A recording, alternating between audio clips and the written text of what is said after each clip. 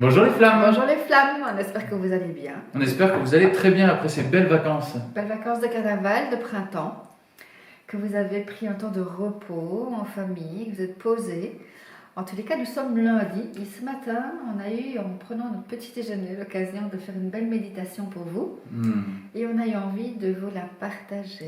Un sujet très intéressant qui est très souvent demandé, et même nous, on se l'est aussi posé et on a vécu aussi beaucoup ça lors de notre chemin de flamme, c'est l'influence extérieure. Le regard extérieur. Ouais, l'influence et le regard. Ouais. Ouais, l'influence du monde extérieur, ô combien complexe dans la relation Compliqué. de flamme. Attention, attention, attention, c'est un sujet très, très, très important parce que la relation de flamme, elle est ontologique. Alors souvent on nous dit, mais qu'est-ce que c'est l'ontologie? L'ontologie, c'est les règles du vivant. Donc pendant qu'on vous parle là, votre cœur est en train de battre, mais pourtant vous n'y faites pas attention. Vous respirez, vos cellules sont en interconnexion, les astres tournent en fait, tout circule dans le macrocosme et le microcosme selon les règles du vivant, les règles ontologiques. Il existe aussi donc du coup, au-delà de la morale et des règles sociétales et des règles d'interactionnel, il y a aussi une ontologie dans les relations. Autrement dit, des normes naturelles, oui, comme tu viens de le dire exactement. Donc, forcément, la relation de flamme apporte quelque chose qui vient shaker, on en parle beaucoup, mais en tout cas briser tout ce qui avait été bâti sur des codes, pas forcément naturels, mais plutôt adaptés, égotiques et moraux. C'est tout le sujet et l'intérêt de cette vidéo, c'est de voir comment ça se passe à l'intérieur du runner et du chaser par rapport à cette confrontation du regard extérieur justement. Alors quand on est plongé, parce que souvent moi j'aime bien expliquer à quel point on plonge, parfois on est projeté dans une relation de flamme jumelle, alors parfois c'est intentionnel, parfois on a émis une intention, parfois pas du tout. Ouais.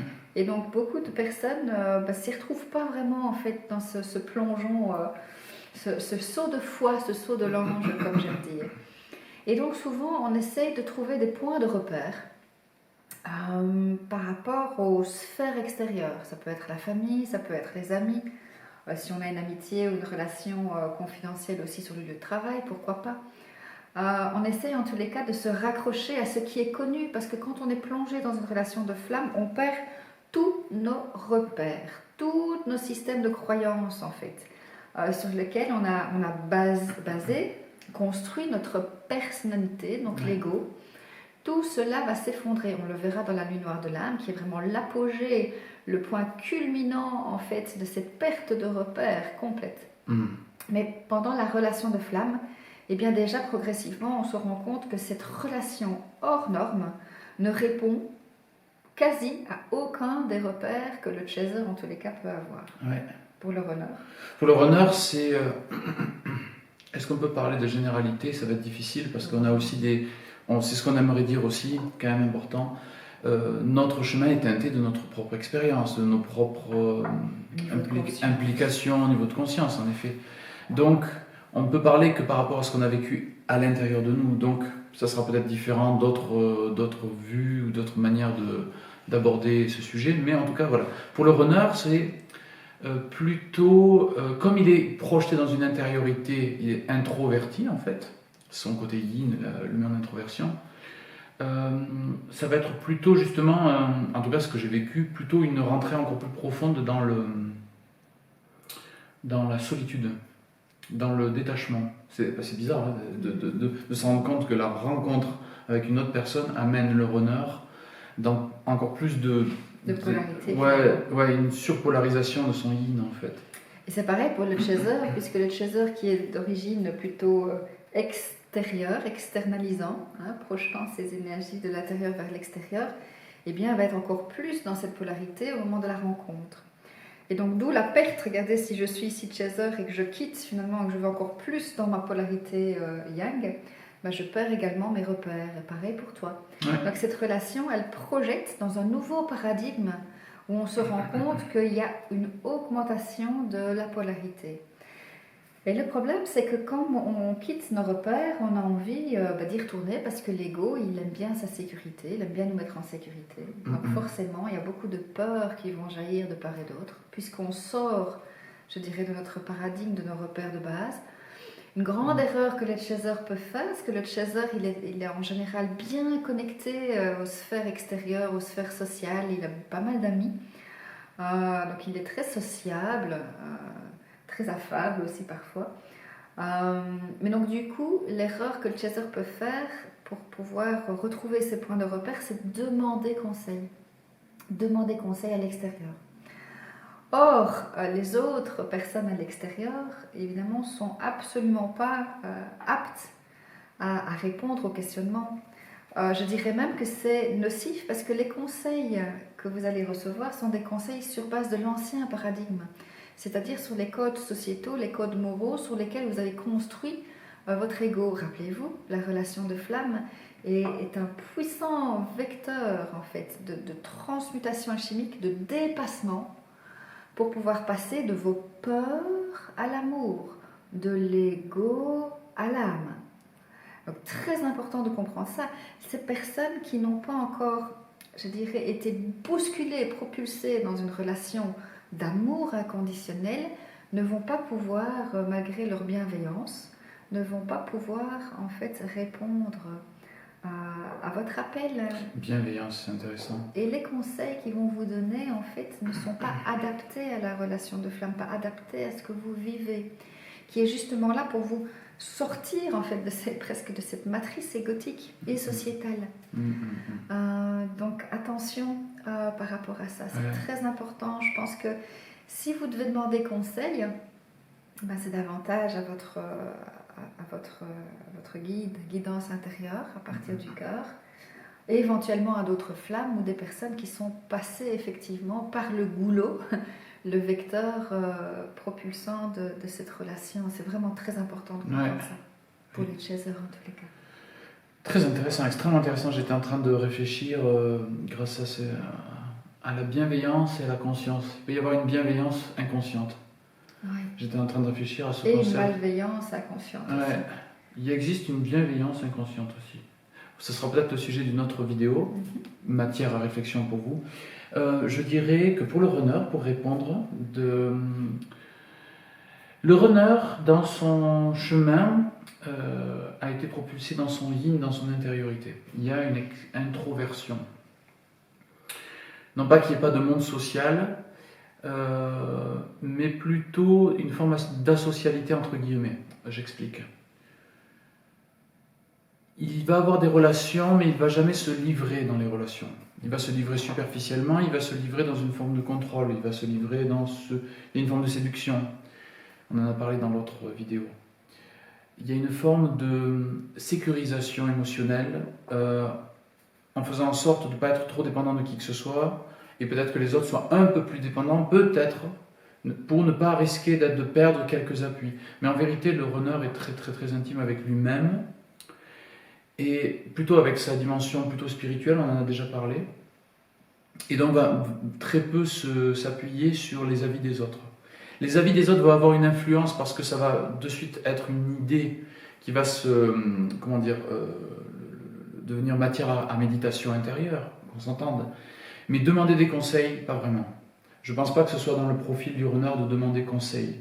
On voit d'ailleurs beaucoup plus de profils chaser qui vont demander des conseils.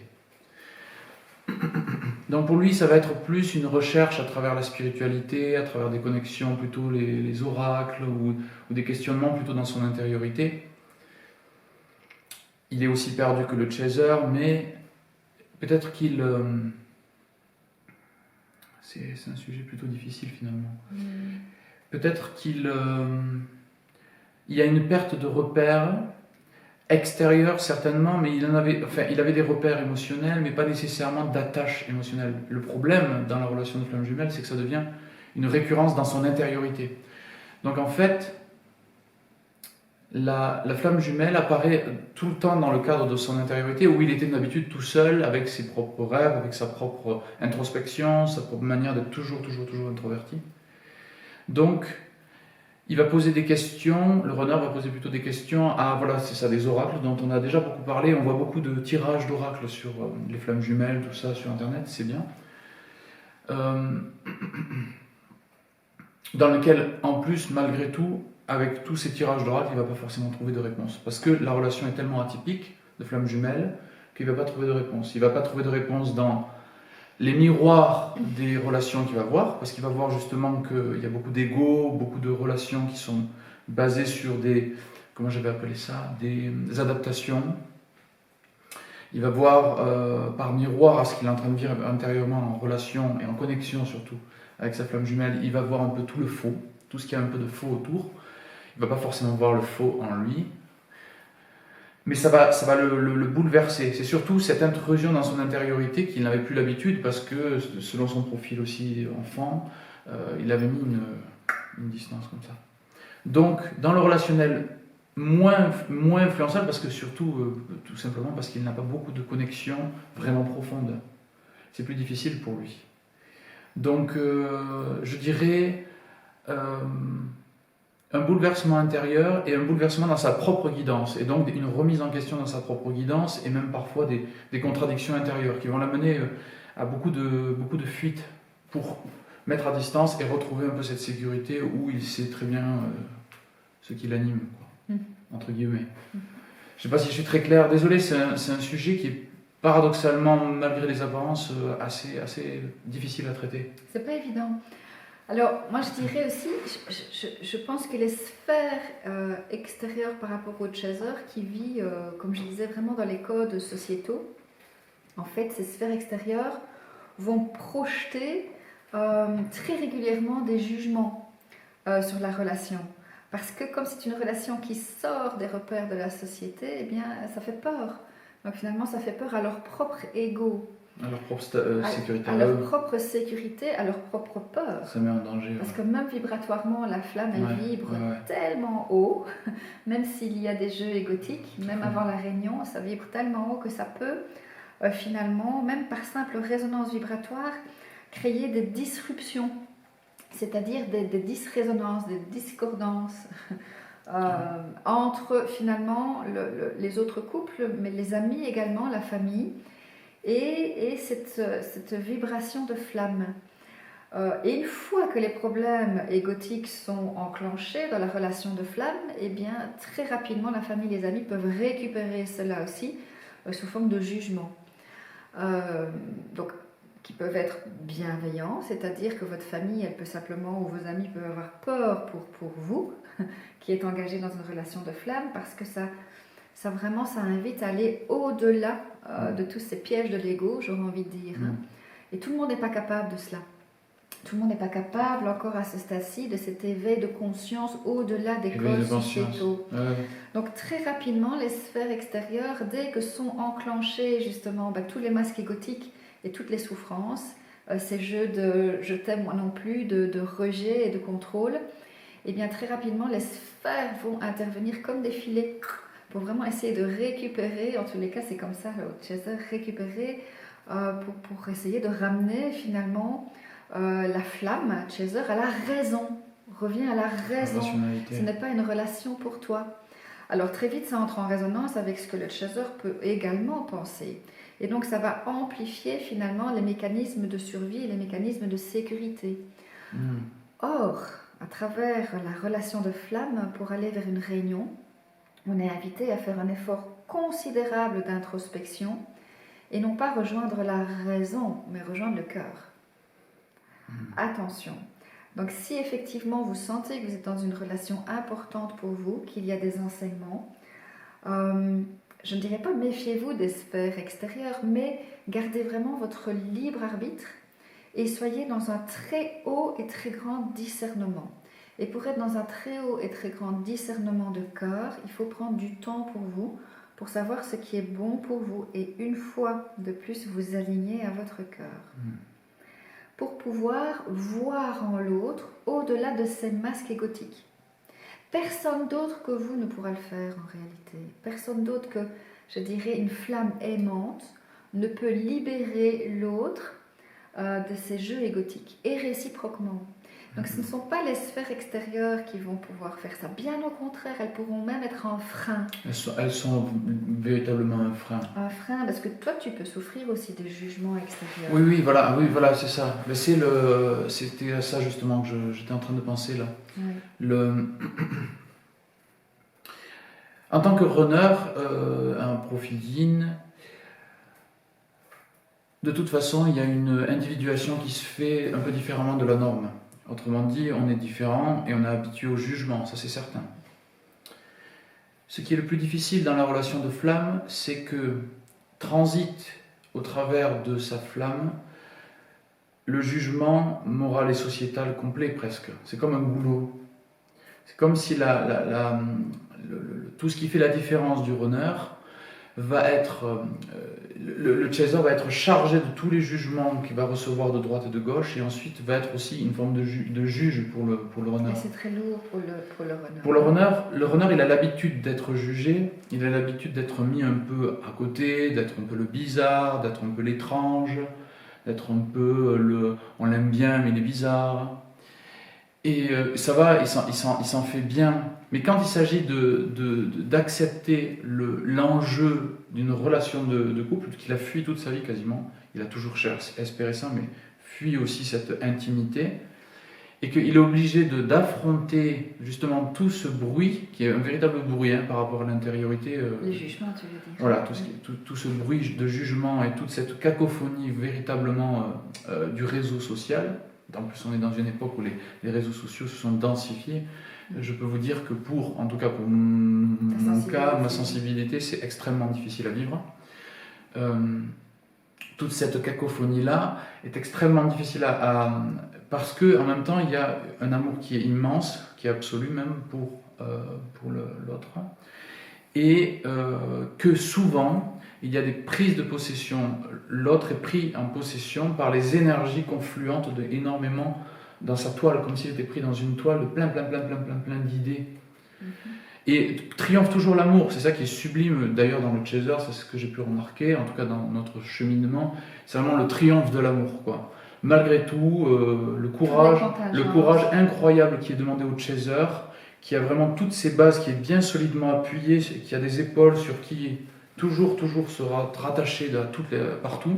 Le courage incroyable à un moment donné de se retrouver un peu seul face à un monde en destruction et d'avancer vers son runner, qui pourtant, un runner est complètement déviant. Il a déjà ses déviances, il a déjà le travail énorme à faire sur tout ce qui est déviance, mais en même temps, il n'apporte pas du tout de stabilité sociétale, en fait, d'un point de vue moral. Il apporte une stabilité du cœur et de l'amour. Il y a quelque chose de profond, je pense. Après, je dis ça, mais animique, de cœur profonde. Mais il n'est pas là pour apporter une sécurité artificielle qui soit autre que l'amour pur et inconditionnel. Comme le chaser, finalement, dans la réverbération, c'est ça. Donc, finalement, ce sujet... C'est extrêmement touchant. Moi, je suis un peu touché, très touché en fait là de parler de tout ça, parce que je me rends compte que dans le chemin, les jugements qui appartenaient à l'univers donc du chaser m'ont amené à encore plus de repli. Et je pense que ça a été un des éléments qui m'ont amené encore plus dans mon intériorité. C'était très important pour rencontrer la foi, rencontrer plus tard le shift, etc. C'était des choses. La shift ne peut pas se faire s'il n'y a pas une profonde imprégnation intérieure. S'il n'y a pas une profonde... Au lieu d'être dans un rejet de soi, c'est le premier stade d'acceptation de soi, quoi. Donc c'est toute cette force-là, avec toute la puissance des jugements, qui amène à un moment donné le runner, parce qu'il se sent complètement aussi dans sa nuit noire détruit, dans ce petit peu qui donnait au monde extérieur, il se sent quand même détruit. Le cadeau qui est fait, c'est l'émergence d'une authenticité pleine, complètement différente du monde normal, mais il y a quand même une renaissance, comme une sorte de phénix à l'intérieur qui commence à se dessiner. Donc oui, je ne sais pas si c'est très très clair, je mets de tout mon cœur à l'énergie, la vibration du phénix à la sortie de la nuit noire et des micro-nuits noires, parce qu'il y en a plusieurs. Ouais. Elle est vraiment prégnante dans ce feu de l'amour. Ça, c'est cette flamme alchimique. Maintenant, comprenez bien ceci, c'est que tous ces jeux égotiques, même par exemple toute cette douleur dans le tissu émotionnel, tous ces jugements que le chaser peut entendre et qu'il peut penser lui-même, parce que l'extérieur, les amis ne sont jamais qu'un reflet de ce que le chaser porte à l'intérieur de lui, à la fois les mémoires, mais à la fois aussi toutes les croyances limitantes de la société et de certains codes moraux aussi, qui sont tout à fait arbitraires parce que d'une culture à l'autre, ces codes Ça vont change être complètement. différents. Donc il y a un très grand discernement de la part du chaser qui reçoit une pression intérieure, c'est-à-dire son propre système de croyance, qui a été insufflé et qui l'a aidé à grandir de manière égotique, donc dans la personnalité, l'ego, c'est-à-dire ses bases, ses fondements, y compris dans la moralité, pas que, mais y compris dans les valeurs de la moralité. Et puis aussi la pression extérieure. Donc en fait, le chaser, il est pris à la fois dans une pression intérieure égotique, une pression extérieure égotique. Miroir. Et finalement, c'est merveilleux. Parce que si vous êtes dans le discernement et dans le corps, on va même dire que c'est ces deux pressions qui vont vous aider à vous propulser à un moment donné. Ouais, c'est beau. Ou vous explosez, ou vous implosez, ou vous collapsez. Mais en tous les cas, il y a une mort de l'ego qui est prévue. Donc regardez avec grand discernement toutes ces sphères, qu'elles soient intérieures, les croyances ou extérieures. Ben, les deux, c'est l'extérieur qui à un moment donné aussi vient vraiment insuffler cette croyance limitante intérieure et commencer à décortiquer cela. Est-ce que cela est juste? Posez-vous cette question. Quand vous avez des choix à réaliser par rapport à votre flamme, posez-vous toujours cette question. Est-ce que vous êtes dans vos peurs, donc le cerveau reptilien, ou est-ce que vous êtes dans l'amour? Est-ce que vous êtes dans l'ego ou est-ce que vous êtes dans l'âme? Parce que tout le cheminement de la réunion va dépendre de ça, en fait, de ce discernement et de ce niveau de conscience. On est dans deux versions de soi, la version égotique qui va être souffrante et la version amoureuse de la vie, amoureuse du vivant, amoureuse aussi de ce qui s'exprime dans la relation de flamme, qui est souffrante. Mais cette souffrance-là, elle est nécessaire en fait pour renaître à autre chose de vivant, renaître à la vie vraiment. Ouais, c'est ça. Non pas renaître à la vie de codes enfermants, mais renaître à la vie de codes qui libèrent. Et c'est une chance inouïe. Donc on vous demande vraiment d'être dans le discernement par rapport aux sphères extérieures. Discernement. Qui peuvent être dans la bienveillance pour vous, certes, qui crée une pression, qui parfois peuvent être aussi dans une forme très égotique et jalouse aussi de la vibration de flamme, même si ce n'est pas tout à fait inconscient, même s'ils ne saisissent pas tout à fait de quoi il s'agit. Vibratoirement, en fait, si vous vibrez à des niveaux différents, il peut y avoir disruption, comme je disais, parfois jalousie, parfois récupérée par de la bienveillance, mais tout l'un dans l'autre, soyez dans le discernement par rapport à ce magma d'informations, magma de pression, et sortez la tête hors de l'eau. Les eaux du bas. Sortez la tête de cette noyade dans tout ce champ psycho-émotionnel, psycho-rigide aussi pour le chaser. Très intéressant. C'est très important d'être dans ce discernement. Ça met beaucoup de clarté là. J'espère que ça vous apporte. Je trouve que c'est très, très limpide ça. Comprendre la relation de flamme demande une très grande sagesse. Vraiment, c'est important. Beaucoup d'abnégation et beaucoup de sincérité, de transparence et d'authenticité. Ouais. Je pense que... C'est beau là, on a couvert le sujet. Je pense qu'on y est, ouais. C'est bien. On vous embrasse très fort, oui. les flammes. On bon courage, force et courage. Oui. À bientôt. Tout amour.